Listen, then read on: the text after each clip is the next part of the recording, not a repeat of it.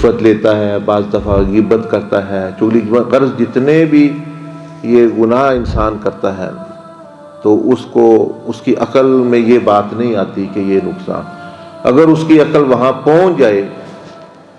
کہ یہ واقعی میرے لیے نقصان دہ ہے، تو جس طرح زہر نہیں کھاتا، آگ میں ہاتھ نہیں دیتا، جیب سے پیسے ضائع نہیں کرتا، سونا چاندی سنبھال کے رکھتا ہے، تو وہ نہ کرے، اس لیے کہ ہماری عقل جو ہے وہ بچگانہ قسم کی عقل ہوتی ہے، تو اس کو استعمال کرنے کا انتظام۔ اب اس وجہ سے پھر کیا ہوتا ہے کہ دین پر عمل